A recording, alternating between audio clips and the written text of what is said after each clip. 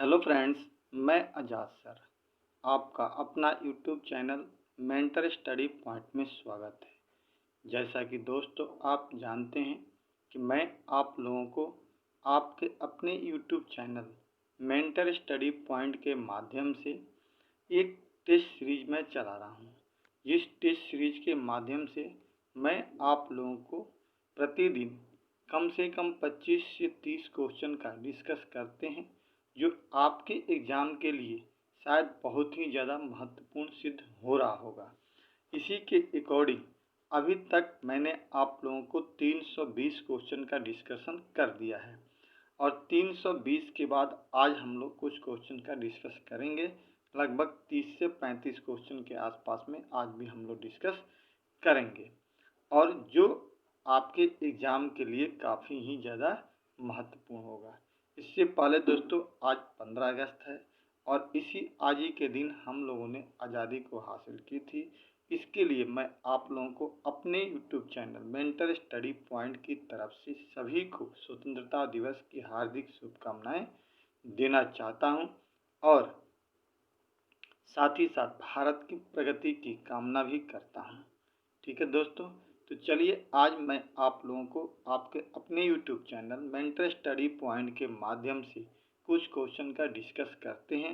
अगर कोई व्यक्ति मेरे चैनल से नए जुड़ रहे हों तो प्लीज़ चैनल को सब्सक्राइब कर दीजिए और अपने दोस्तों के बीच में ज़्यादा से ज़्यादा शेयर करने का प्रयास कीजिए और जो पुराने लोग हैं वो अंत तक वीडियो देखने का प्रयास करें और अपने दोस्तों के बीच में भी शेयर करने का प्रयास करें। ठीक है दोस्तों, चलिए तो सबसे पहला क्वेश्चन है कि गांधीवादी अर्थव्यवस्था किस पर बल देती है। जो गांधीवादी जो अर्थव्यवस्था है, जो गांधी जी अपनी अर्थव्यवस्था की बात करते थे, वो किस पर बल देती है, तो इसकी चर्चा हम लोग सबसे पहले जो है कहते हैं समाजवादी अर्थव्यवस्था पर बल देती है, यानी समाजवाद और आर्थिक मूल्य पर बल देती है। ठीक है दोस्तों, किस पर बल देती है ये, तो समाजवादी और आर्थिक मूल्यों पर बल देती है।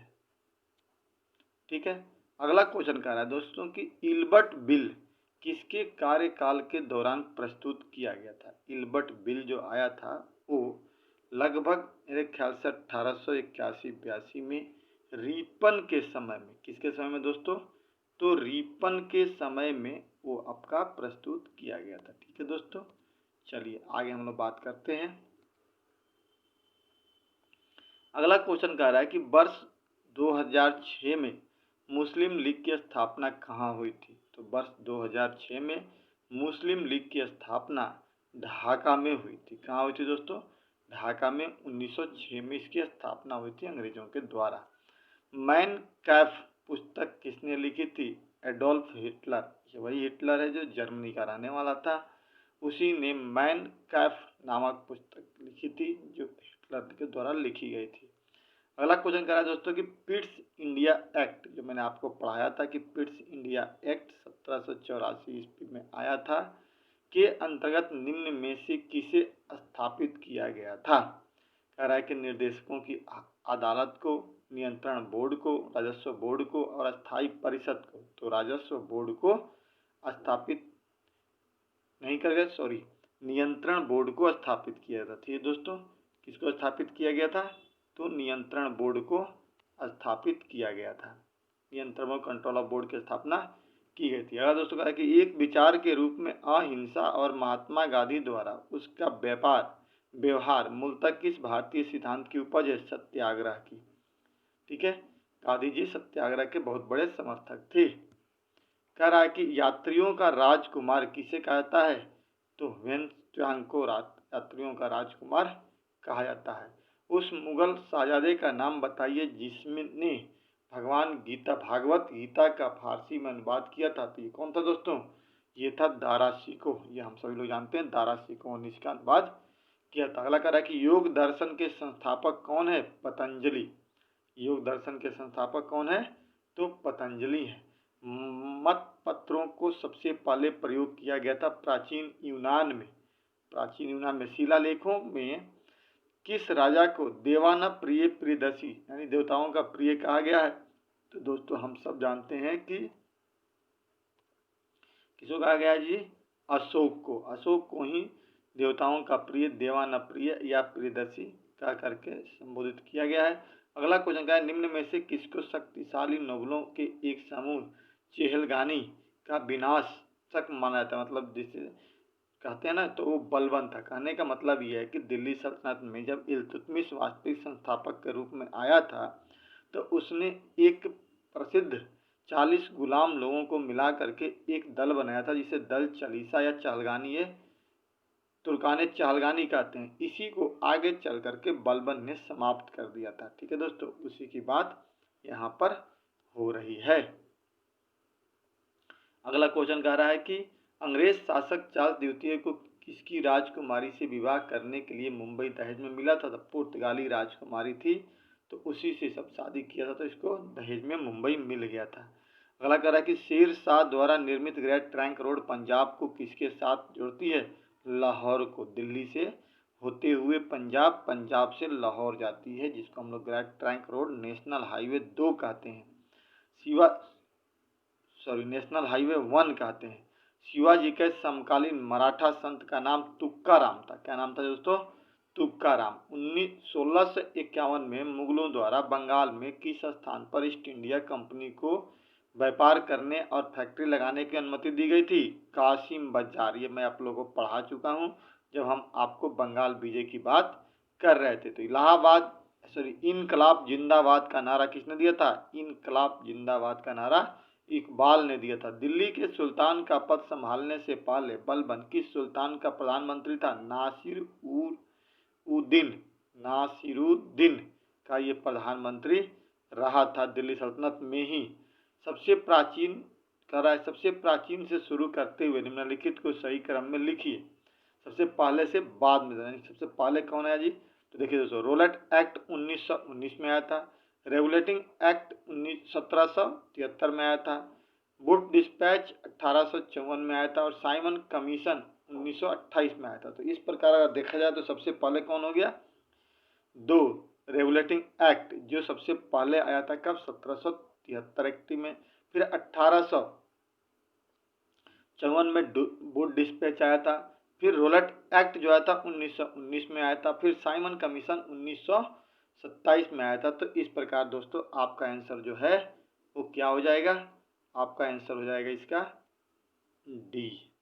ठीक है दोस्तों, चलिए आगे हम लोग बात करते हैं। कह रहा है किसके शासन के दौरान वेनतांग का कांचीपुरम पल्लव की राजधानी में आगमन हुआ था? नरसिम्हवर्मन प्रथम के समय में। कह रहा है पहला आंग्ल सिख युद्ध किस गवर्नर जनरल के काल में हुआ था? लॉर्ड एलन ब्रो के समय में पहला आंग्ल सिख युद्ध कब हुआ था जी? 1767 ईस्वी। 1767, 67 से लेकर 69 तक ये मैंने पढ़ा लिया है। जिसमें किसकी जीत हुई थी? मैसूर की जीत हुई थी। और वो युद्ध लड़ कौन रहा था? हैदर अली लड़ रहा था। ठीक है दोस्तों, कहा निम्न में से किसके द्वारा भारत में जैनों का प्रसिद्ध त्योहार नवरोज शुरू किया गया? बलबन।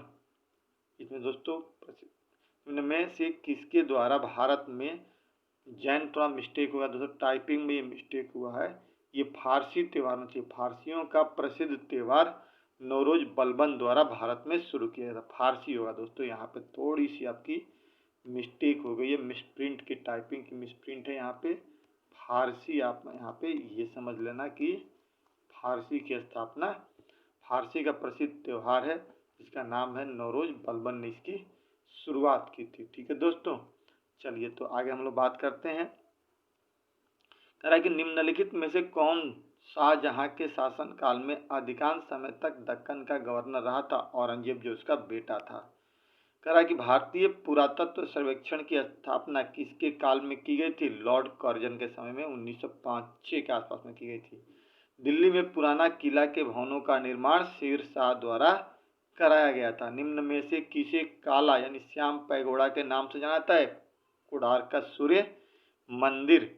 भारत में अप्रत्यक्ष निर्वाचन की प्रथा किस वर्ष में आरंभ की थी? तो दोस्तों ये पॉलिटी का क्वेश्चन है। 1952 में शुरू, 1852 में की गई थी। जो हमारा भारत शासन अधिनियम आया था, जो मैंने आपको पढ़ाया था, यहाँ पे मिस्टेक से इसे हुआ है, लेकिन मिस्टेक भी हम नहीं कह सकते क्योंकि पॉलिटिकल क्वेश्चन है, लेकिन भारतीय संविधान के विकास में इसको पढ़ना है। अब कह रहा है कि निम्नलिखित में से कौन सी घटनाएं कालक्रम में सही है? सविनय अवज्ञा आंदोलन, भारत छोड़ो आंदोलन, cabinet mission plan, cabinet mission, सविनय, मतलब ये क्रम में देखना चाहिए। सबसे पहले सविनय अवज्ञा आंदोलन आया था, जो आया था 1930 में, भारत छोड़ो आंदोलन 1942 में, और कैबिनेट मिशन 1946 में। ये क्या हो गया? अब यहाँ देखा जाए तो कैबिनेट मिशन 1944 में हो जाएगा, पहले 46 में, ये गलत हो गया। भारत छोड़ो आंदोलन सविनय अवज्ञा क्रम में नहीं होगा। इस प्रकार दोस्तों इसका आंसर आपका ए हो जाएगा, सविनय अवज्ञा 1930, भारत छोड़ो आंदोलन 1942 और कैबिनेट मिशन 1946 क्रम बन रहा है। विक्रमशिला विश्वविद्यालय की स्थापना किसने की थी? धर्मपाल ने की थी, जो पाल वंश का रहने वाला था। निम्नलिखित में से ऋग्वेद काल के दौरान जिसकी जानकारी नहीं थी वो क्या था? वर्ण व्यवस्था। क्योंकि हम लोग पढ़ते हैं ना, और आगे आपको हम पढ़ाएंगे कि वर्ण व्यवस्था की शुरुआत ऋग्वैदिक काल के अंतिम 10वें मंडल में इसकी बात की जाती है, और वहाँ पे वर्ण व्यवस्था की बात आती है। जातियों की बात तो आगे चल करके, बहुत आगे जातियों का उल्लेख किया था, उत्तर वैदिक काल के बाद जातियों की बात आती है।